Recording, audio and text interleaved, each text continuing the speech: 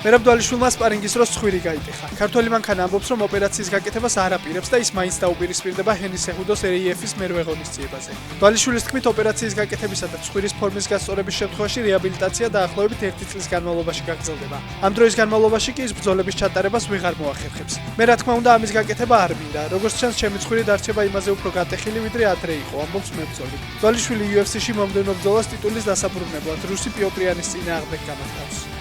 ხვიჩა კვარაცხელია, დონარუმა, ლევანდოვსკი, ერიქსენი.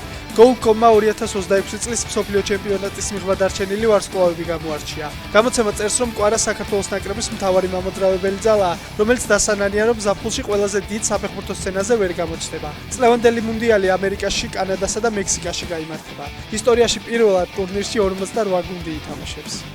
ისტორიული მარცხის შემდეგ იტალიის საფეხბურთო ნაკრებში წმენდა დაიწყო. თანამდებობას დატოვებს იტალიის ფეხბურთის ფედერაციის პრეზიდენტი გაბრიელე გრავინა. ასევე მთავარი მწვრთნელის პოსტიდან გადადგება ჯენარო გატუზო. გუნდის დელეგაციის ხელმძღვანელი აღარ იქნება ჯანლუიჯი ბუფონი. 31 მარტს იტალიის საფეხბურთო ნაკრები ბოსნია და ჰერცეგოვინასთან პენალტების სერიაში დამარცხდა და ზედიზედ მესამედ მსოფლიო ჩემპიონატზე გასვლა ვერ შეძლო. საბა გოგლიჩიძე ტრაუმის შემდეგ ბრუნდება. უოტფორდის ცნობით ქართველი მცველი თავს კარგად გრძნობს და QRP-სთან მატჩისთვის მზად იქნება. სანაკრებო პაუზისას საბა გოგლიჩიძე საქართველოს ნაკრების განაცხადშიც იყო მოხვედრილი, თუმცა ის მოედანზე არ გამოსულა, რაც ვილისანიელმა სიფრთხილით ახსნა.